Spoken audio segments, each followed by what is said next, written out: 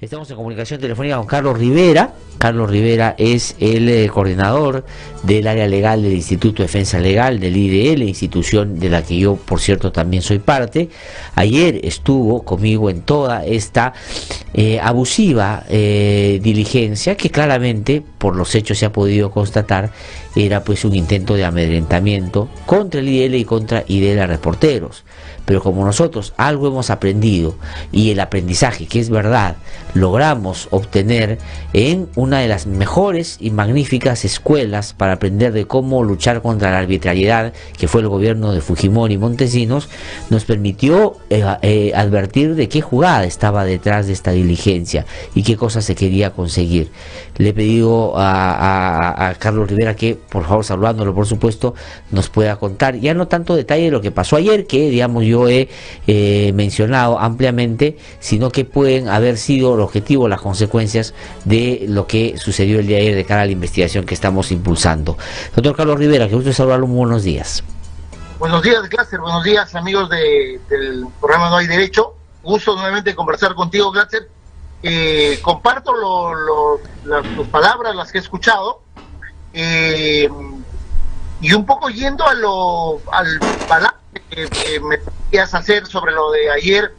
Mira, cada vez que pienso y cada vez que he estado conversando con colegas, en realidad no puedo sino concluir que lo de ayer no puede haber sido el resultado de errores o negligencias o simplemente desconocimiento de los procedimientos, sino que ha sido una decisión que se ha tomado de manera exprofesa para no solamente intentar sorprender y mentir sobre la existencia de una disposición del Ministerio Público que simplemente no existía, sino de pretender desarrollar procedimientos no solamente irregulares, sino abiertamente ilegales, ¿no? Tú lo has calificado como abusivos, y lo ilegal siempre es abusivo, ¿no es cierto? Porque parte de un criterio de no tener ningún amparo en la legalidad y en el marco normativo que el Ministerio Público, como defensor de la legalidad, debe cumplir en todas circunstancias, mucho más cuando se trata de graves hechos de corrupción de funcionarios que comprometen a altos funcionarios de la República, como miembros del CNM y miembros de la Corte Suprema de Justicia. Por eso, en realidad sí creo que hay que preocuparnos, porque me parece que lo ocurrido el día de ayer es no solamente lamentable, sino un pésimo mensaje a la lucha contra la corrupción, en el que pareciera que un conjunto de intereses está más avenido a malograr las investigaciones, a dar ventaja a quienes deben estar ahora no solamente preocupados, sino sometidos a investigaciones que conduce el Ministerio Público. Pero pareciera que el resultado de la decisión y de lo ocurrido el día de ayer, desde mi punto de vista, no es otro que dar una mano a aquellos que están justamente sometidos a las investigaciones, con la mirada fija en el objetivo de malograr una investigación.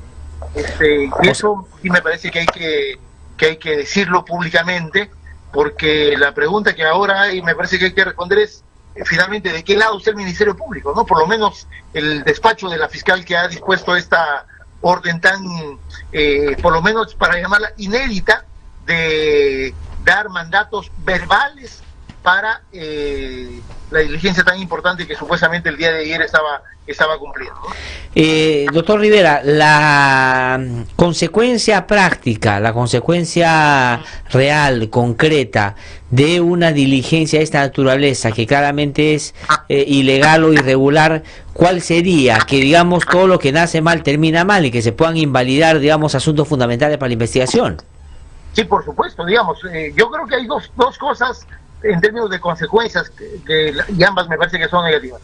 Una primera, en qué mano está esta investigación, ¿no? Es decir, me parece que la posibilidad de evaluar adecuadamente si es que se está conduciendo adecuadamente las investigaciones, ese me parece que es ya un primer golpe que sufre esta investigación.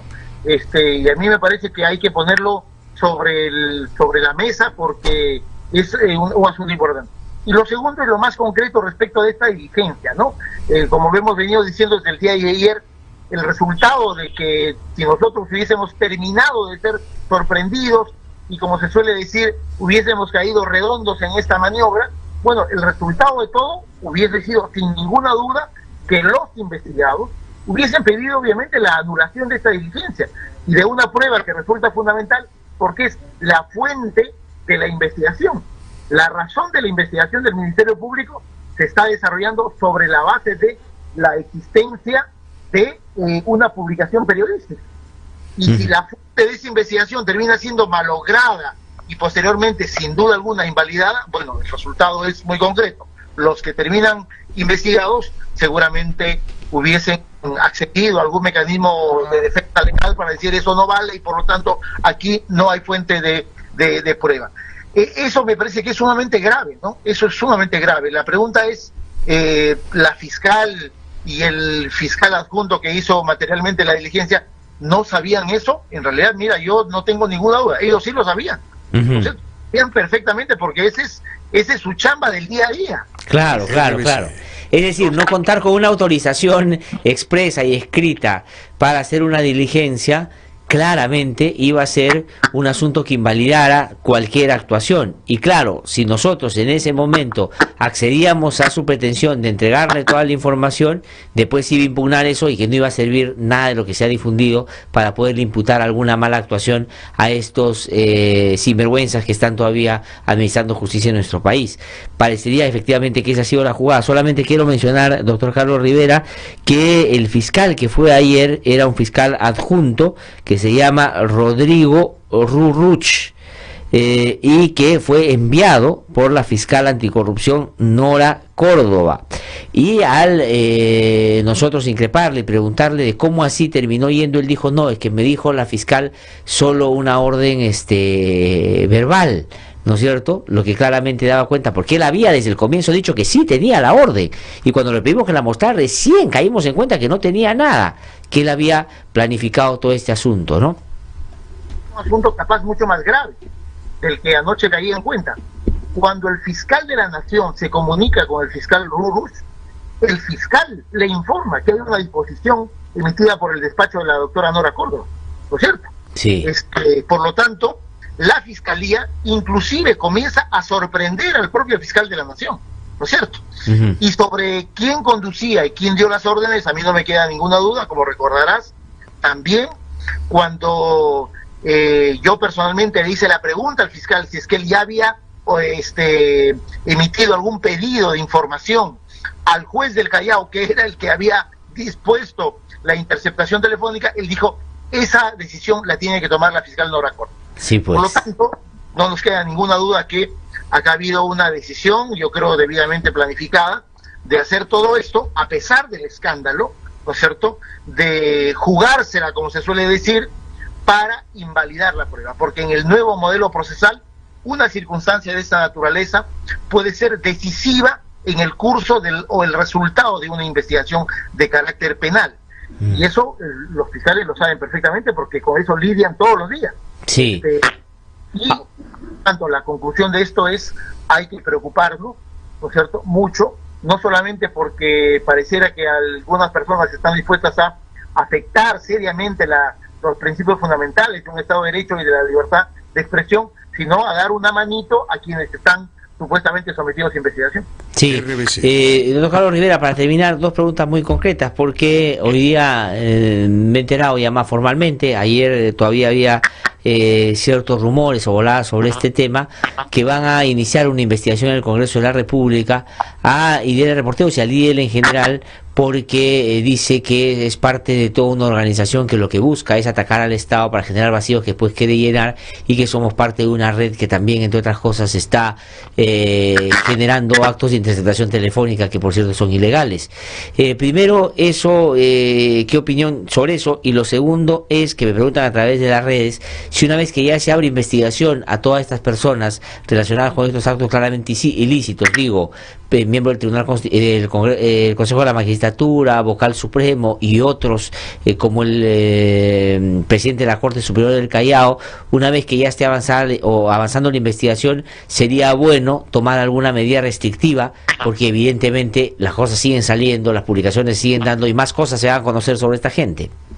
Bueno, comienzo por lo segundo, sin duda alguna. Creo que las decisiones que se han ido tomando tanto en el CNM como en el Congreso de la República, y en realidad aparentemente son las decisiones que formalmente corresponden, pero también me da la impresión que se apuesta por exclusivamente la formalidad y darle vueltas al problema y no tomar decisiones oportunas, prontas y adecuadas frente a la inmensa gravedad del problema.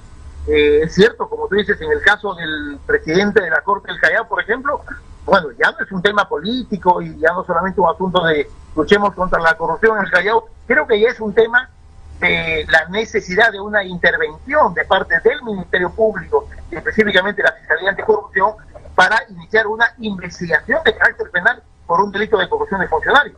Por lo tanto, ahí estamos ante un hecho de una mayor gravedad, en el que, como tú bien dices, seguramente en los siguientes días, ojalá ya se tomen medidas mucho más concretas respecto de la forma de someter a esta persona a una investigación de carácter penal que debe ser conducida por el Ministerio Público y la Fiscalía Anticorrupción de manera concreta, ¿no?